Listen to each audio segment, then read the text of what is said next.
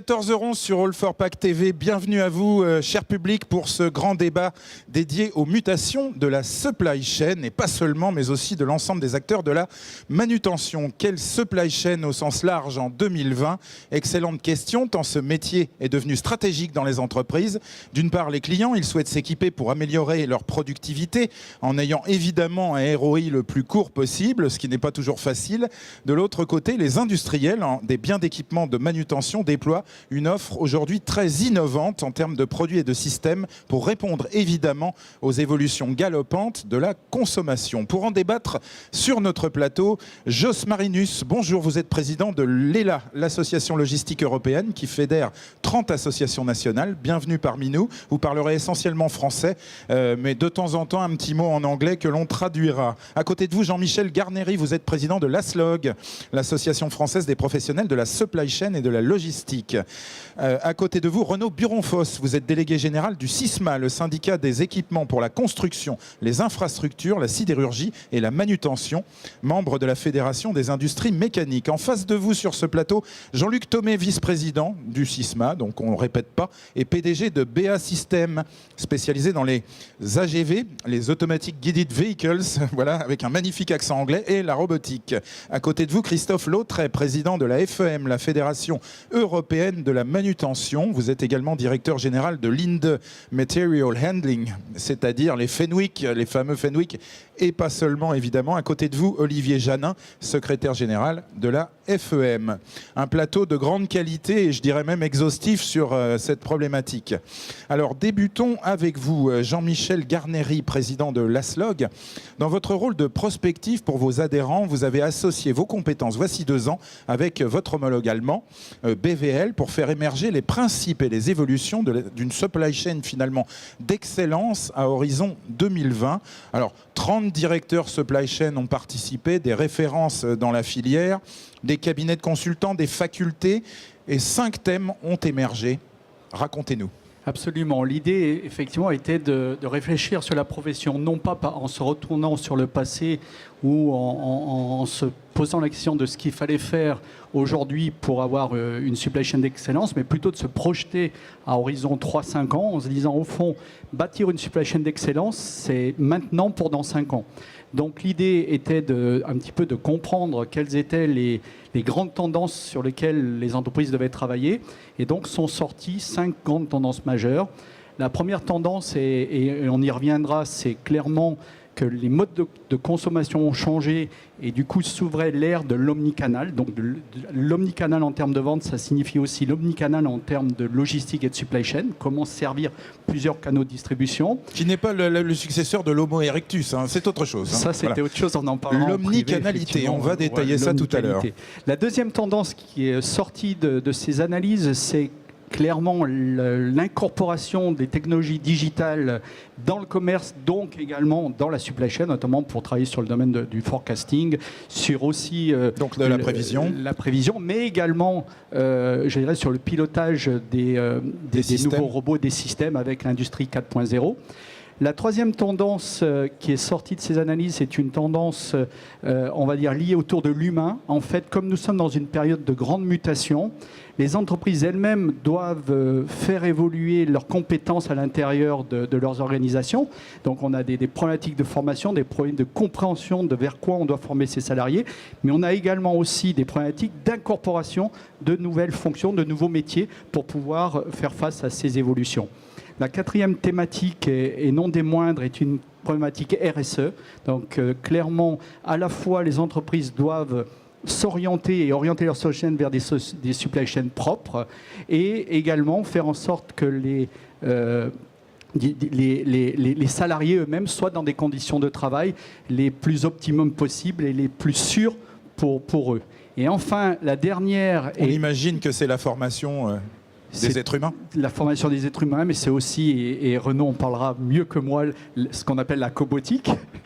Donc il vous parlera de ce grand thème tout à l'heure.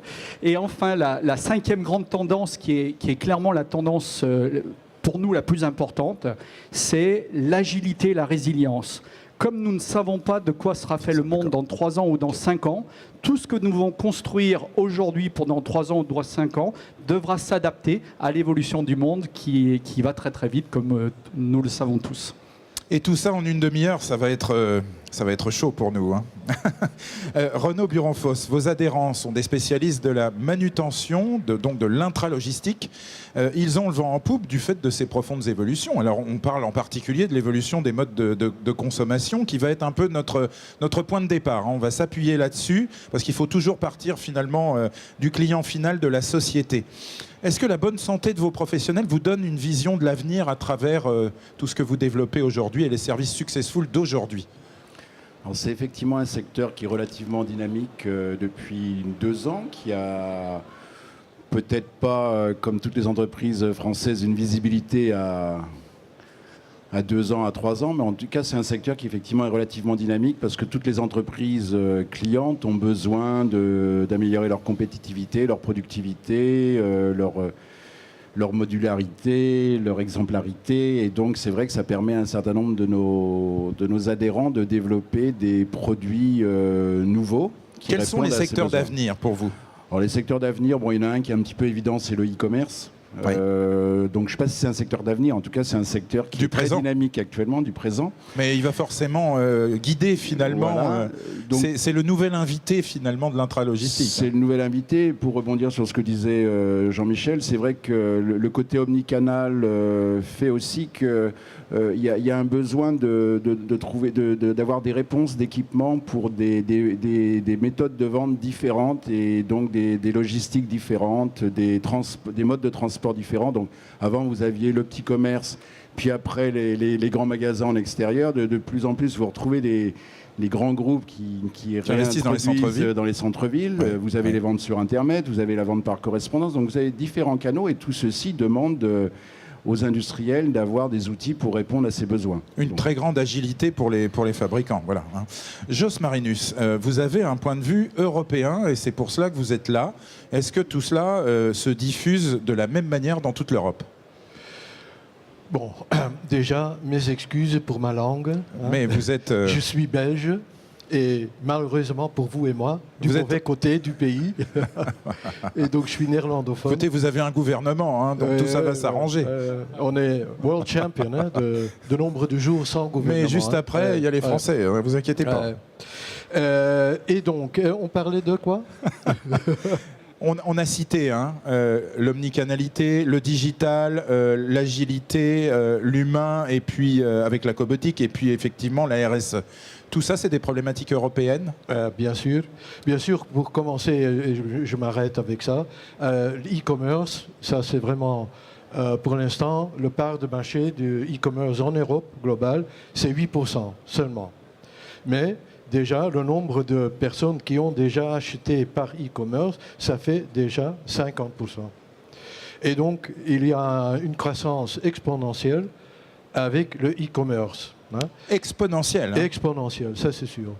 Comme et ça. donc, ma prévision, c'est que le monde de distribution, dans 10 ans, sera tout à fait différent que celui d'aujourd'hui, partout en Europe. Hein. Parce qu'il faut, comme vous dites, il faut s'adapter. Hein. Aujourd'hui, bon, les magasins, ils font magasins, ils font encore e-commerce, ils font en même temps. Mais le futur, parce que quand on réfléchit au point de vue logistique, qu'est-ce qu'on fait aujourd'hui ? On envoie dans des sites, dans les villes, des produits. Il y a des flux d'intro et on invente, et on fait tous, hein, avec des camions, avec des bicyclettes, etc. Mais qu'est-ce qu'on fait ? On entre des stocks dans les magasins et nous, les consommateurs, on va acheter et on sort. Donc il y a des flux intro, des flux sortis. Ou on se fait livrer, ou on commande à distance et on va chercher en magasin. Exactement. Tous les systèmes sont possibles aujourd'hui. Voilà. Pourquoi pas mettre un dépôt à l'extérieur des villes et construire des magasins où on a de chaque taille, de chaque couleur, de chaque robe, de chaque chaussure, une taille. On y va, on teste, on sent, parce qu'il faut, il faut toucher. On achète, on paye, mais on récupère après, on laisse livrer après. Ça, c'est le... Et après, il y a les retours. Hein, voilà. Et voilà. Gestion des retours. Voilà. Renaud Buronfos, il faut des machines qui sont des moutons à 5 pattes aujourd'hui. Non, pas nécessairement, mais c'est vrai que le consommateur, il a beaucoup évolué, donc il faut la machine qui correspond à son besoin. Donc c'est vrai qu'on a vu des robots, je dirais, qui permettent maintenant de faire des palettes spécifiques. Enfin, si on prend un exemple, avant vous aviez, bon, on revient à la même question, les entrants, je ne sais pas, sans citer de marque, des canettes d'une boisson donnée, des packs différents, et puis ça venait comme ça et ça repartait de la même manière. Aujourd'hui, il faut que ça reparte pour le magasin avec 2 canettes, 3 packs, 2 bouteilles d'eau. Donc il faut effectivement... Et tout ça dans une même palette, optimisée, parce que le vide, ça coûte très cher. Voilà. Donc il faut des outils pour pouvoir préparer cette palette, ne plus le faire manuellement. Donc c'est vrai que ça développe des nouveaux produits. Alors justement, Jean-Luc Thomé, vos clients ne sont pas les clients finaux, on est d'accord, puisque vous fabriquez des systèmes automatisés, ce sont les logisticiens, ce sont les gens de la supply chain. En quoi cette évolution profonde vous impacte ? Donc, des clients de la supply chain ou des sites de production. Parce que vous êtes au-dessus de la brique que l'on vient de décrire finalement. Oui, donc deux niveaux de réponse. Au niveau des adhérents du SISMA, ce que l'on voit, c'est le développement de nouveaux produits qui vont s'adapter à ces besoins, à cette flexibilité. Donc vraiment avec une R&D et des innovations qui amènent tous ces adhérents à penser des nouveaux produits beaucoup plus faciles de mettre à mise en œuvre et beaucoup plus flexibles. Ouais. Ensuite, l'impact concernant ma société. Donc BA System. Hein. Voilà, va plutôt concerner des aspects liés à des plateformes de distribution. Donc des gens comme Système U ou des équivalents. Les plateformes d'éclatement du groupement d'achat Leclerc, par exemple, on va dire ça comme ça. Ils ne sont peut-être pas vos clients, mais on prend l'exemple. Hein, voilà. Donc c'est effectivement pas un client, mais c'est un exemple. Et ben voilà, c'est un prospect. C'est dans l'autre case. Donc ils ont des plateformes d'éclatement pour leurs produits, y compris pour aller vers des magasins de proximité. Donc ça change tout. Tout à fait. Et donc ce que l'on va chercher là, c'est principalement à travailler sur de la réduction du temps de préparation des commandes et par automatisation de réduction des taux d'erreur surtout. Ouais. Parce que ce qui est très pénalisant chez ces gens-là, c'est lors de la préparation de camions, aboutir à des camions qui sont mal préparés, les mauvais produits qui arrivent sur les plateformes ensuite destinées au client final, et donc les retards de livraison qui sont de moins en moins acceptables dans un environnement où tout le monde attend à être à J+1. Est-ce qu'une des grandes tendances, c'est automatiser les tâches à faible valeur ajoutée, par exemple ? On va y venir après aussi, avec Linde, hein, évidemment. Oui, tout à fait. On y reviendra après, oui. Bon, mais pour vous, c'est oui déjà. Hein. Oui, tout à fait. Alors, je voudrais qu'on parle tout de suite. On a dressé le portrait du consommateur. On a vu qu'il nous guidait finalement dans cette filière. La digitalisation, ça, c'est fondamental. Pas pour le consommateur, parce qu'on est tous digitalisés, connectés partout. Nous, on le sait. Mais vous, c'est plus compliqué. Le digital intervient à tous les niveaux. On peut prendre deux niveaux principaux. Hein. L'intelligence pour les convoyeurs qui deviennent évolutifs. La restitution d'informations de contrôle et de maintenance pour vos clients. Jean-Michel Garnéry, par exemple, l'intégration de robots qui accompagnent les clients. Ce qu'on appelle les chatbots. Oui, alors les chatbots étant encore autre chose, c'est-à-dire le chatbot étant en fait un robot qui permet de répondre aux clients de manière intelligente. Je vais trop vite. Oui. On en parlera, mais juste après. Voilà. Donc, parlons de la digitalisation donc, en fait, de la digitalisation, il y a déjà le niveau côté consommateur, effectivement, par rapport à la question que vous vouliez dire, c'est on a énormément d'informations digitales.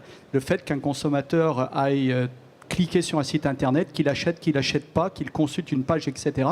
Donc ces informations ont une valeur énorme pour sentir les tendances de consommation. Donc du coup d'organiser les bons stocks au bon niveau par rapport non pas à un acte d'achat, mais à une prévision d'acte d'achat. Donc déjà, la digitalisation, c'est de savoir, je dirais, intégrer le big data dans, je dirais, la logistique, puisque ces informations vont permettre derrière, dans la logistique et la supply chain, de s'organiser pour mieux répondre aux consommateurs. Ça, c'est du côté du consommateur.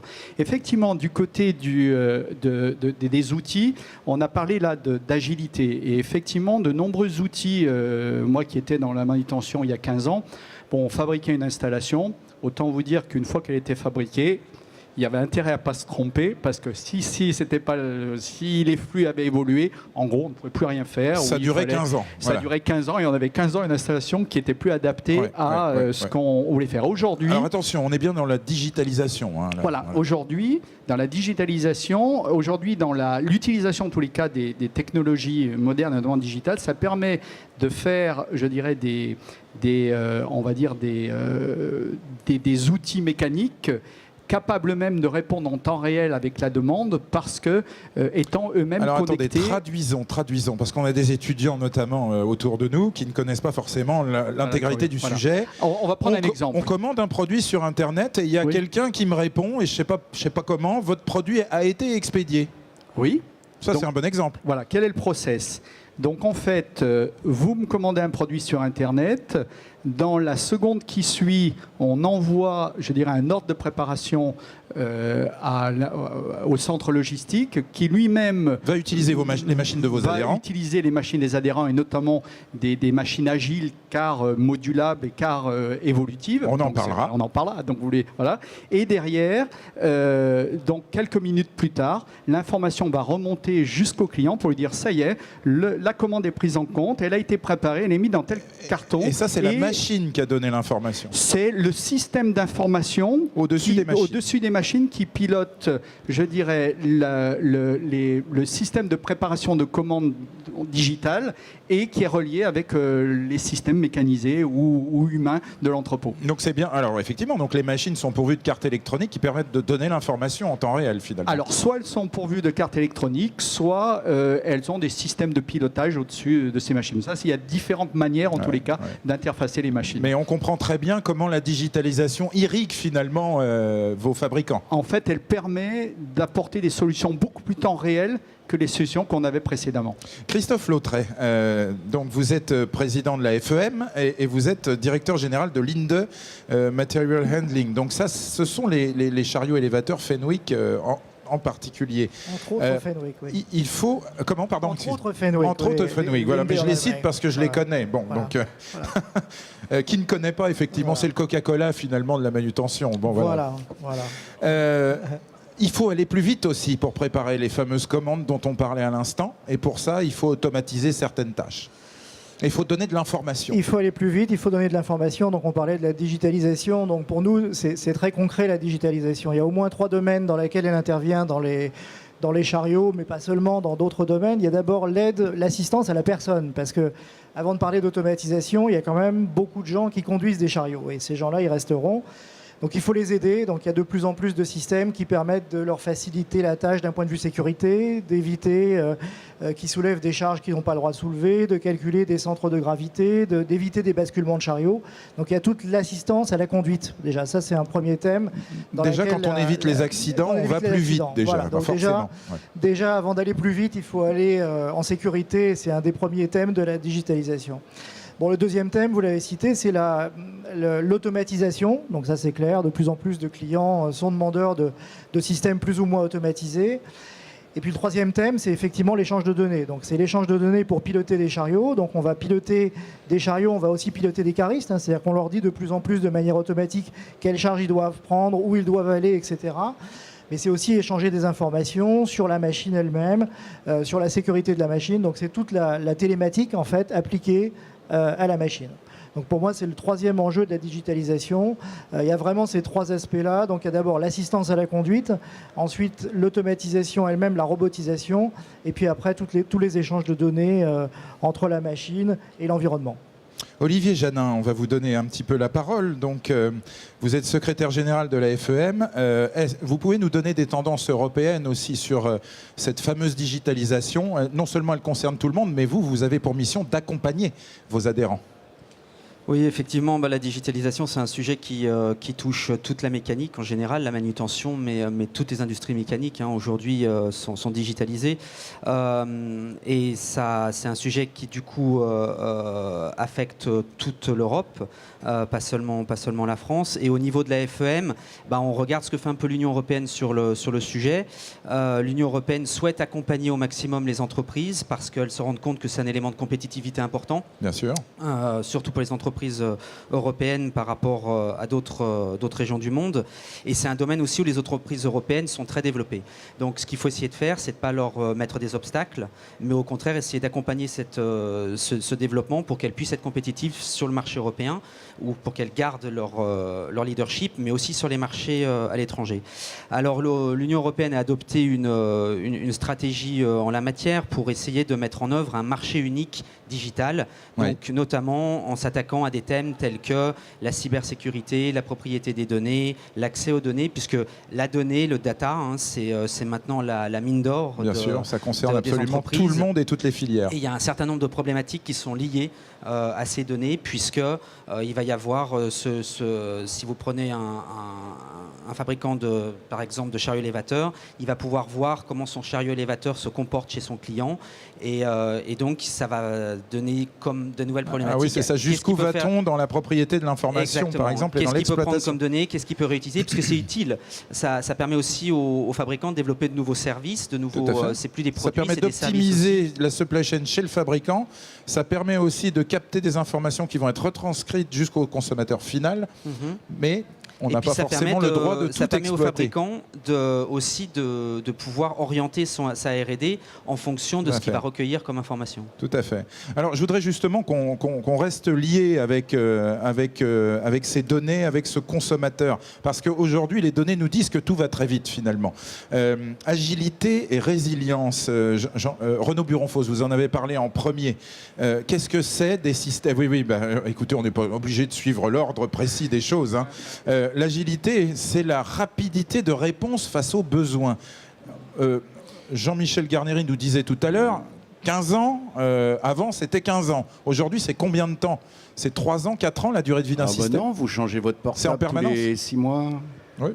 Donc non, la résilience, l'agilité, c'est effectivement que le monde évolue très vite, le monde, les gens, les techniques, et donc l'idée de résilience ou d'agilité, ça veut dire quoi donner c'est d'être capable de s'adapter au monde qui évolue. Alors par exemple, sur des machines de logistique, ça veut dire quoi ? Christophe en a parlé un petit peu, le chariot avant, il y avait un monsieur qui conduisait son chariot et puis voilà, on était content. Et puis à l'autre bout, il y a Jean-Luc qui nous met un chariot complètement automatisé, donc là il n'y a même plus de conducteur. Il y a peut-être quelque chose entre les deux.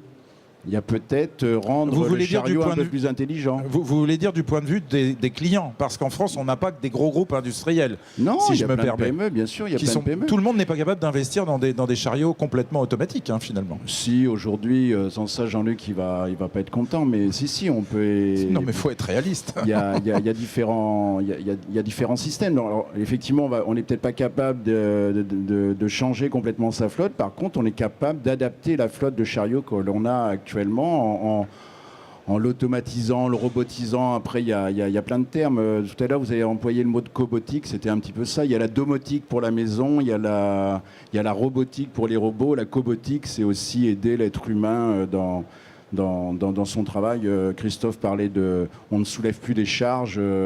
Alors voilà, ça c'est autre chose, c'est l'individu. On vous pose la question, Christophe Lautret, aujourd'hui, quand on a une flotte de chariots élévateurs, est-ce qu'on peut les automatiser à moindre coût pour être agile ? On peut les automatiser à moindre coût, c'est la nouvelle tendance, je dirais. C'est ce qui différencie le monde aujourd'hui par rapport à l'automatisation telle qu'elle était pensée il y a ne serait-ce que quelques années, qui s'adressait à des très grands groupes avec des investissements très grands. Aujourd'hui, on peut commencer à automatiser des chariots manuels de manière relativement simple, avec des investissements limités. Et vous parliez aujourd'hui du monde qui change vite. Bon, aujourd'hui, on a des clients qui nous demandent des retours sur investissement, en gros, inférieurs à 2 ans. C'était absolument impossible avant de parler d'automatisation de ROI avec des retours sur investissement à moins de 2 ans. Aujourd'hui, ça le devient. Ça le devient. Ça, c'est tout à fait extraordinaire. Et de votre côté, Jean-Luc Thomé, donc vous commercialisez notamment des AGV, qui sont d'ailleurs en démonstration dans le Hall 6. C'est très impressionnant pour ceux qui n'ont jamais vu. Donc on peut même les piloter dans la zone d'exposition. J'espère qu'il n'y a pas encore eu d'accident. C'est très fiable? Il se pilote tout seul et c'est plutôt fiable, oui. Ça répond à quel besoin exactement? On parle d'agilité et de résilience, là. On parle de systèmes qui changent profondément. Donc, pour revenir sur la durée de vie des systèmes, question de tout à l'heure, d'une part, il y a la durée de vie des équipements qui se compte en 10 ans ou 15 ans, mais ce qui est important maintenant, c'est que sur une durée de vie de 15 ans, on va pouvoir en faire plusieurs usages successifs en les reconfigurant, et ce qui est de plus en plus facile. Parce que chez vous, on programme évidemment l'utilisation comme on le souhaite. On peut donc les reconfigurer. On les reconfigure, tout à fait. Ensuite, ce qui intéresse les clients la plupart du temps, c'est d'une part, vous parliez effectivement d'absence de conducteur sur le chariot, c'est un élément, mais c'est surtout de garantir par une automatisation un fonctionnement qui est complètement fluide. Et ce qui va pouvoir permettre de garantir des temps d'accès à des machines de production, des temps d'approvisionnement de composants, des temps d'évacuation de produits finis, et donc des taux d'occupation de lignes de production qui soient optimisés. Et le retour sur investissement qui est fait dans ces cas-là est fait sur l'augmentation de performance de l'unité de production, beaucoup plus que sur un gain en main-d'œuvre, sur une automatisation d'un transfert. Quel type de... Enfin, vous avez cité Système U tout à l'heure, donc c'est un client. Oui. Ce sont principalement des gros acteurs internationaux qui utilisent des très forts systèmes logistiques. Donc c'est beaucoup de grands groupes de type L'Oréal, de type Nestlé, qui une fois qu'ils sont rentrés dans ce genre de solutions, le déploient sur l'ensemble des sites. Mais c'est également un certain nombre de PME qui cherchent à utiliser une ou deux machines sur des process qui leur permettent de garantir une qualité, garantir des délais de fabrication, des taux d'occupation de machines. Même si, nous concernant, le gros du chiffre d'affaires est fait avec des groupes plutôt internationaux. Ça nous amène à parler de l'humain dans l'entreprise, parce que là, on est dans la technologie pure et dans l'évolution très profonde de vos systèmes. L'humain au sens du développement des compétences, mais peut-être aussi, finalement, de l'adaptation à ces transformations très rapides. Comment l'impliquer précisément dans la supply chain de 2020, Renaud Buron-Fosse? Renaud Buron-Fosse, oui, et après Jean-Michel Garnery. Alors, comment impliquer l'homme Alors, effectivement, c'est une bonne question parce qu'elle a été un petit peu abordée en disant est-ce que l'AGV supprime la personne? En fait, c'est un peu ce qu'on pense en sous-jacent. C'est ce qu'on pourrait penser. Donc, en fait, l'idée, c'est effectivement d'aider l'humain à avoir des tâches plus intéressantes, moins répétitives, de développer l'ergonomie. Donc, c'est vrai que le développement de produits ne supprime pas obligatoirement et loin s'en faut l'être humain, mais par contre il renforce, je dirais, son autonomie et plus il le qualifie. On va effectivement plutôt diminuer les tâches ingrates. Oui. Et par contre, les AGV suppriment en quelque sorte dans certaines fonctions. Que les AGV peuvent supprimer dans certaines fonctions. Par contre, ces AGV, il faut bien les entretenir, il faut les maintenir, il faut les suivre. Donc, c'est pas forcément exactement les mêmes métiers. Et comme le disait Christophe, si on robotise ou on améliore le chariot de base, le conducteur, il reste. Par contre, il est plus centré sur sa conduite ou sur le travail qu'il doit faire, peut-être moins censé rêver ou tout au moins l'idée aussi c'est d'améliorer la sécurité, donc de diminuer le risque d'accident. Le risque d'accident, il a un coût bien sûr pour l'être humain concerné, il a aussi un coût pour l'entreprise. Jean-Michel Garnery, quels sont les nouveaux profils engendrés par ces mutations? Oui, alors ça c'est un sujet qui est très important et sur lequel nous travaillons énormément à la SLOC. On voit que le monde de la logistique, de la supply chain s'est vraiment transformé. On a parlé d'automatisation, de robotisation, on a parlé de big data, on a parlé de clients qui demandent des choses nouvelles. Et donc, en fait, de nombreux nouveaux métiers sont nécessaires dans l'univers de la logistique et de la supply chain. Et donc, on va parler de métiers déjà pour pouvoir piloter ces installations de chariots automatiques, ces installations de systèmes automatisés. Quel type de profil ingénieur? Là, on a vraiment besoin aujourd'hui d'incorporer énormément d'ingénieurs, à la fois pour, je dirais, en fait, le centre logistique est devenu en fait une unité de production. Et comme c'est devenu une unité de production, on a besoin maintenant d'avoir toutes les composantes qu'on trouve dans une unité de production. C'est vrai pour prévoir une production, c'est vrai pour gérer une production, c'est vrai aussi pour gérer des équipements de production. Concrètement, on a vraiment aujourd'hui la SLOG, on est en relation avec la plupart des grandes écoles d'ingénieurs pour, je dirais, expliquer aux étudiants que la logistique, ce n'est pas juste un lieu où on transporte des charges, je dirais, avec des transpalettes, mais c'est devenu des vraies usines. Ouais. Donc, ça fait partie de ces métiers finalement à faible valeur ajoutée, les transports de palettes, dont on ne regrette pas finalement qu'ils se réduisent. En revanche, derrière, alors moi je voulais parler de la maintenance préventive aussi, parce que ça, ce n'est pas forcément des profils extrêmement qualifiés, mais ce sont des profils très opérationnels. Alors, c'est clair que à la fois, on a besoin de ces ingénieurs, de ces nouveaux profils, mais il faut aussi penser à ceux qui sont déjà présents depuis 5 ans, 10 ans, 15 ans. Il faut les faire évoluer. Et en fait, on peut les faire évoluer justement vers la maintenance préventive, vers la planification des opérations. Donc, clairement, on voit qu'aujourd'hui, les enjeux humains des entreprises, comme je le disais précédemment, c'est à la fois un enjeu de déplacement des compétences. De faire évoluer les compétences, je dirais, présentes, vers des... Et d'ailleurs, c'est assez excitant, parce qu'au fond, un préparateur de commandes qui faisait son métier pendant 20 ans, aujourd'hui, il peut aspirer à faire 3 ou 4 métiers je dirais, dans sa carrière, ne serait-ce que dans son centre logistique. Et puis derrière, comme je le disais, c'est incorporer ces nouvelles compétences pour tirer le métier vers le haut, vers l'évolution, je dirais, du monde que nous sommes en train de connaître. Jos Marinus, qu'est-ce qu'on peut dire au niveau européen sur les emplois justement dans la logistique, la supply chain? Est-ce qu'on manque de profils? Oui, bien sûr. Et je voudrais ajouter, donc tout à fait d'accord avec toi. Il manque aujourd'hui des profils partout en Europe, et non seulement des chauffeurs, mais pas des caristes, mais pas mal d'autres profils aussi.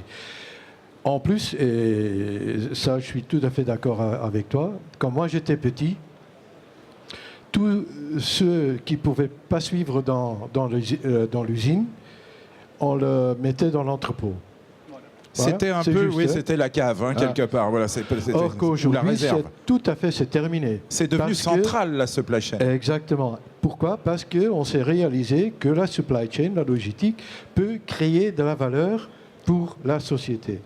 Donc, les profils, ils changent. Et, bon, comme vous dites, des ingénieurs, on a aussi besoin des gestionnaires. Parce que il faut en interne se vendre. Il faut travailler ensemble avec les fournisseurs, avec les clients, mettre en route des projets. Et donc là, il faut vraiment des profils de haute qualité. Et en plus, il faut souligner quelque chose, parce que je ne voudrais pas qu'on donne l'impression d'être des capitalistes là qui manipulons le système et qui automatisons tout. Christophe Lautret, ce secteur, celui de la logistique, est créateur d'emplois nets. Il est créateur d'emplois nets. Il a dans nos métiers, on a des croissances à plus de 2 chiffres déjà au niveau européen. Alors c'est à 3 chiffres. Donc, je plaisante. Voilà, plus de 10%. Plus de 10%. Dans des économies qui sont à des taux de croissance de 1-2%, bon, c'est déjà très spectaculaire. Donc on est un secteur très dynamique d'une part. Et puis d'autre part, sur l'emploi, il y a un chiffre qu'on cite tout le temps. Alors je sais bien que ça agace certains, mais il y a 160 000 robots industriels en service en Allemagne, il y en a 40 000 en France. Et je ne rappellerai pas les taux de chômage respectifs de l'Allemagne et de la France, mais enfin il y en a un qui est à 10% et l'autre à 5%. Donc 4 fois plus de robots industriels en service dans un pays qui a la moitié du chômage. Donc effectivement, ce qu'on disait, c'est un bon avocat. Voilà, c'est-à-dire qu'on ne détruit pas de l'emploi, on transforme des emplois, c'est clair, on les rend moins pénibles. Et effectivement, on crée toute une nouvelle économie autour de ces chariots automatiques. Créateurs d'emplois nets, c'est très important à souligner. Puisqu'il faut effectivement des gens qui les maintiennent, mais aussi des gens qui les conçoivent. Donc beaucoup de monde à la conception, beaucoup d'ingénieurs de soft. Une grosse différence aussi par rapport à avant, c'est que tout le monde pense que quand on fait du soft, on va chez Google. En fait, on peut faire du soft et aller dans les métiers de la manutention aujourd'hui ou de la logistique. Et ça, c'est très très nouveau parce que les jeunes générations qui sortent de l'université, bon, évidemment, sont tous obsédés par les majors américaines. En fait, on peut très bien être un très bon ingénieur soft aujourd'hui et arriver dans un métier de la supply chain, ce qui est tout à fait nouveau. Et c'est très amusant parce que ce qu'on fait dans nos métiers, on fabrique des engins automatisés, mais on a des laboratoires de recherche où il y a des drones, où il y a des trucs qui se baladent dans les entrepôts, qui volent, qui roulent. Enfin, il y a des choses qui sont extrêmement ludiques. Donc ça peut intéresser des jeunes aujourd'hui qui finalement, parce que tout le monde n'a pas forcément envie d'aller chez Google ou Apple. Bon, voilà une bonne nouvelle, d'autant plus qu'on a énormément d'emplois en France aussi sur ce secteur. On va terminer par Je peux simplement insister sur 2 points. Jean-Luc Thomé. Le premier aspect, c'est qu'avec cette automatisation, robotisation, on rend l'industrie compétitive. Et c'est tout à fait l'exemple de l'Allemagne. Ouais. Donc il faut vraiment le vivre et le comprendre comme étant un moyen de rendre notre industrie compétitive. Et aujourd'hui, je pense qu'on est un certain nombre enfin convaincus que s'il n'y a pas d'industrie, il n'y a pas de service qui sera derrière l'industrie. Donc il faut vraiment rebooster cette industrie. Et ensuite, pour revenir sur le deuxième point, à titre d'exemple, dans mon entreprise, un tiers du personnel est informaticien. Donc on est dans la manutention. Incroyable. Un tiers de l'effectif sont des informaticiens. Ouais. Alors je voudrais qu'on termine par justement les opérateurs dans les entrepôts, parce qu'il en reste, et il en reste beaucoup.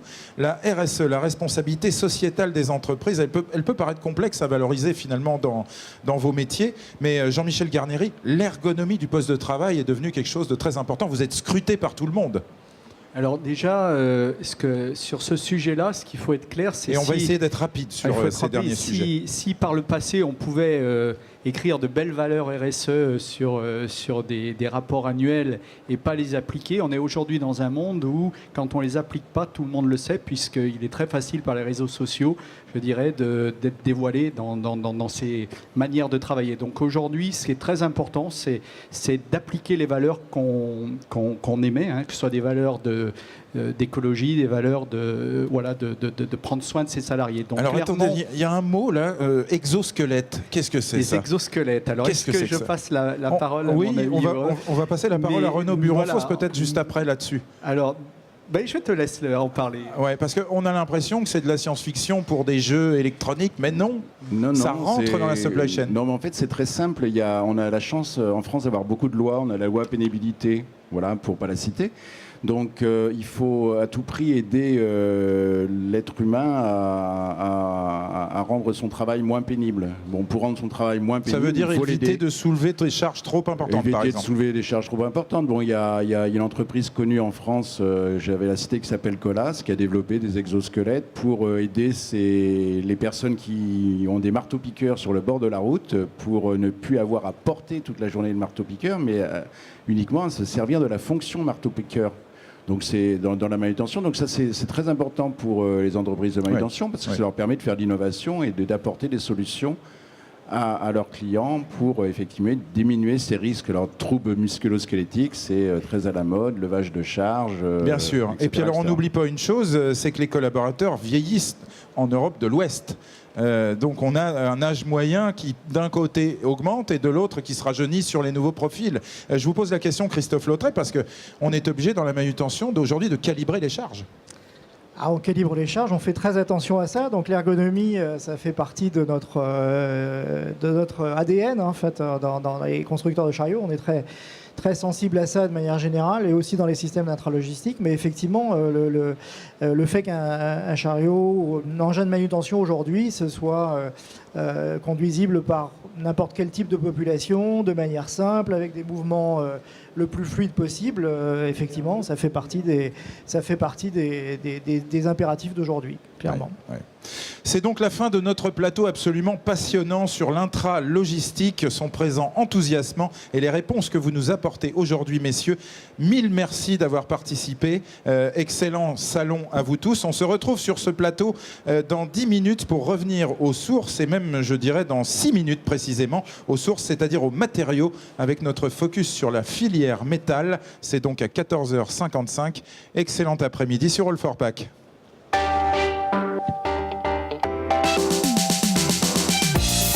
Merci.